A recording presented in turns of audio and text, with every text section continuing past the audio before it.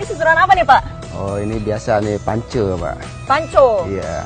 Panco antara tentara Indonesia dengan tentara Malaysia. Iya, Mbak. Loh, kenapa ada tentara Malaysia di sini, Pak? Inilah, Mbak, hebatnya kita perbatasan. Biar kita terjalin hubungan yang baik dengan mereka. Oh, gitu. Selama ini kan isunya kita dengan Malaysia kita ribut, tetapi selama ini kita perbatasan kita sangat baik. Setiap tahun kami ada rapat bersama, kadang-kadang seperti di Malaysia, di Indonesia. Kami juga ada meeting setahun 2 kali, namanya UCM. UCM itu adalah pertemuan untuk menentukan menyelesaikan permasalahan di perbatasan. Oke. Contoh, permasalahan ada yang ditangkap, sebagainya, ada masalah masyarakat di perbatasan, ya kami koordinasi lebih mudah. Pak, ini kan tentara Malaysia ada di wilayah kita. Ada nggak nih, Pak, tentara kita yang di wilayah Malaysia? Ada. PLBN, hutan yang ada di sisi. Ini apa, Pak? Ini adalah tugu batas. Oh, ini tugu batasnya, Ya, Pak. antara Indonesia dengan Malaysia. Sebelah sana udah Malaysia, sebelah sini sudah Indonesia. Ini tugu nomor G126. Ya. Pak, ini saya lihat ada semacam piramida. Ya. Fungsinya buat apa, Pak? Ini namanya beacon. Beacon. Ini digunakan adalah untuk menentukan kelurusan patok ini. Oke. Kalau ditarik garis ini segi 4, dialah di tengah-tengahnya paling ujung sana. Oke. Sehingga andai kata bergeser, pasti dia akan berubah juga. Kalau ditarik ke atas, tidak akan tepat atau tidak. Tapi memang ada yang iseng, Pak, menggeser si tugu ini, si patok ini.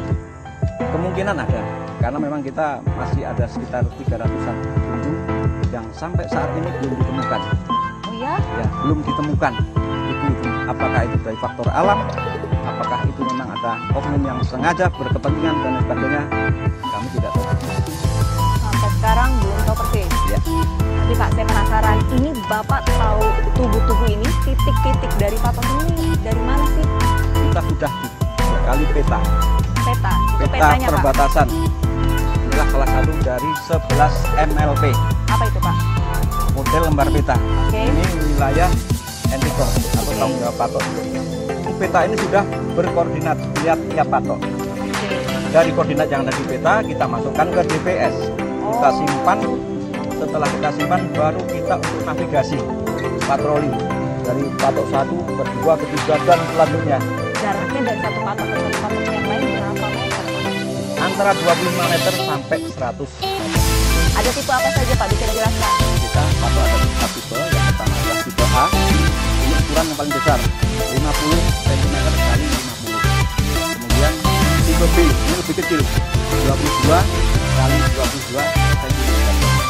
Kemudian tipe C dan tipe D ukurannya sama. Hanya yang membedakan kalau tipe C dia dicor permukaan tanahnya, atau kalau orang Jawa bilang ada tepatunya atau vlognya. Kalau tipe D sama sekali tidak ada. Ini ditanam ya.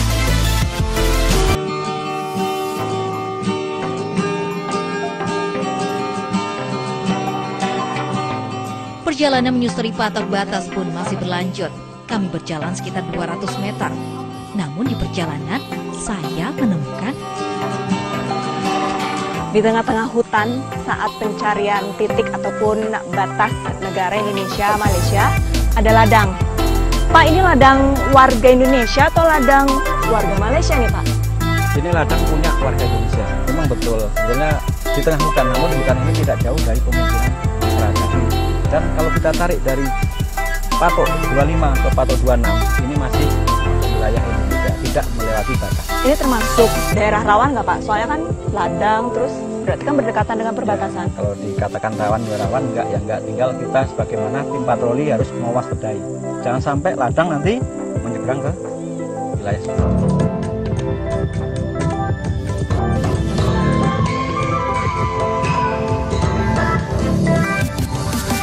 Di patok selanjutnya ya, Pak ya? Inilah salah satu patok tanggung jawab kita.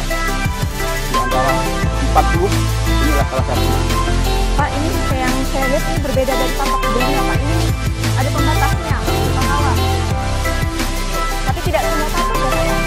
Karena ini dilihat dari tingkat kerawanan. Oke. Karena ini dekat dengan border, sehingga dikasihlah pagar kawat untuk mengantisipasi kegiatan-kegiatan ilegal dari masyarakat. Nah, yang jadi pertanyaan saya adalah kenapa kawatnya bolong, Pak? Saya aja nih bisa masuk nih ke wilayah Malaysia tanpa ada pengawasan nih. Ini gimana gimana nih Pak? Kita sebagai Satgas, kita juga mewaspadai ya. Hah? Kenapa ini kok bolong? Nah inilah masyarakat kita atau masyarakat Malaysia yang sering memanfaatkan situasi menggunakan celah ini untuk tidak lepas dari pemeriksaan. Berarti ini baru dong Pak bolongnya.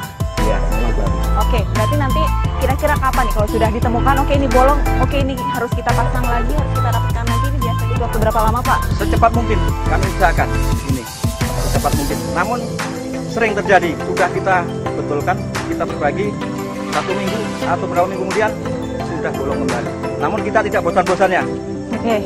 tetap kita berbagi terus sampai bagus.